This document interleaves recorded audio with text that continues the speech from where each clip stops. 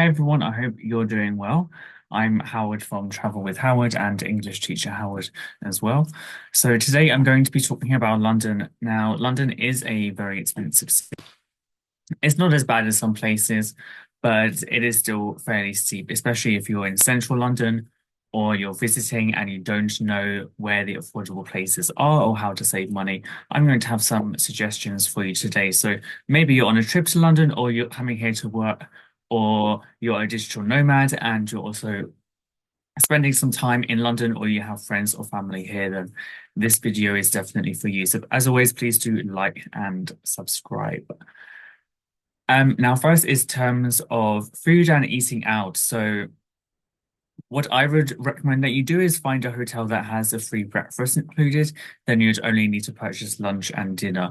In terms of eating out, there are a few apps that can help you do that in London. I'll put the links below. But Quandu is a very good app.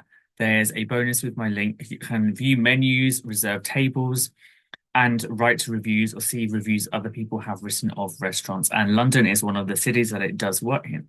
It does work in some other ones too. So you actually do get paid for doing this. You do get about £2 for reserving a table, 50p for writing a review. And there are some other bonuses from time to time as well. It emails you a confirmation when you book a table, so you know it's reserved.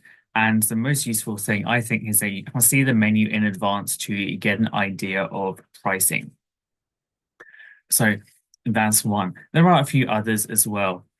Another thing in terms of food, if you're really struggling, then look at some apps like Olio and Too Good to Go. This is where restaurants, homes, and businesses sometimes give out their food that hasn't sold at the end of the day. Now, it's not always at the end of the day, but often it is. So this can be a really good idea if you are not a fussy eater. Obviously, it wouldn't work if you're a bit of a fussy eater because you generally have to accept what you're given.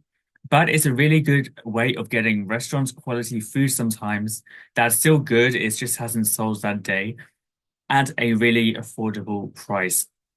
So you are also helping the environment because you're saving foods that would have otherwise been thrown away. So it's a really good way to get some extra money. Another thing is look at reviews and product testing when you're here.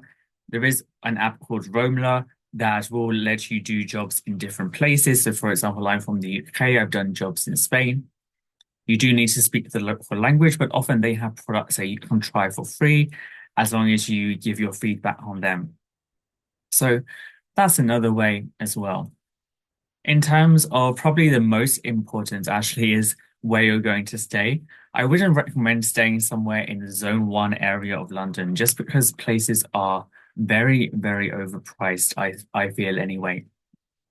And there's plenty of places, for example, in Zone 3, Wimbledon, even considering an airport hotel, Heathrow Airport has many options for traveling between the airport and West or Central or Southwest London that is very well connected and you can just pay with Google Pay or Apple Pay for your travel.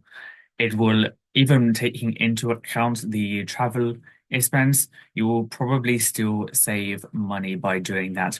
Plus, you'd be near the airport for your arriving flight and for your departing flight as well. So it can make it a little bit stressful. If you're looking for a great deal on an airport hotel, I have a promo code for holiday extras. I'll put that in the description as well.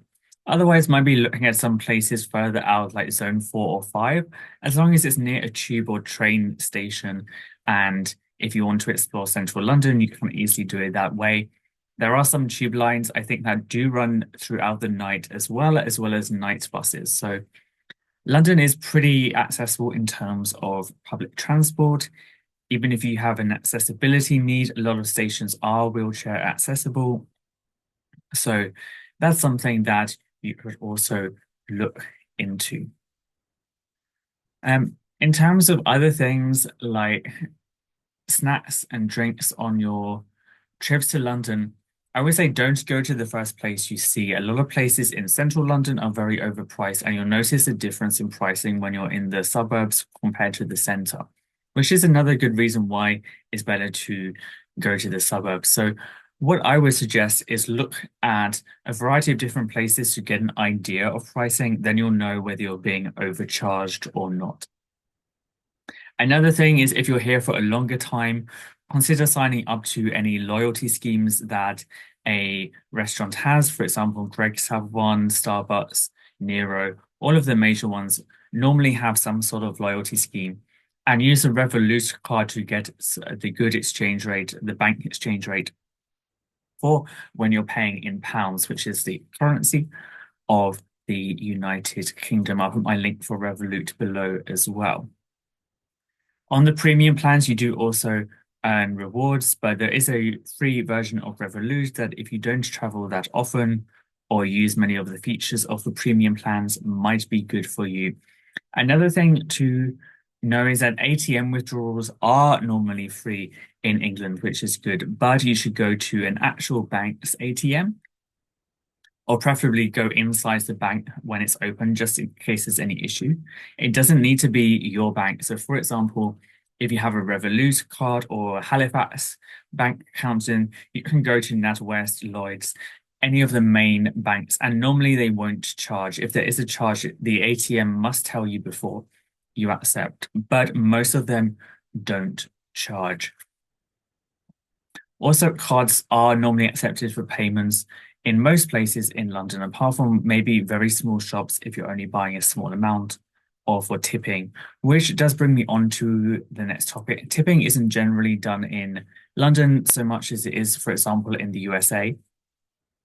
But if you are happy with the service from a hotel maid, hairdresser, waiter, then it is perfectly normal, especially in a higher end restaurant, to put, say, 10% on the bill. Sometimes it's 12.5%. Or if you're in, say, a medium end restaurant, maybe just round up the bill or leave 5%. But it isn't mandatory. It's appreciated, but not expected. So if you don't feel that the service was all that great, then you aren't under any obligation to tip. So I hope that you found this video useful for your trip to London. Let me know how it goes in the comments, and I'll be back soon with another video. As always, please do like and subscribe.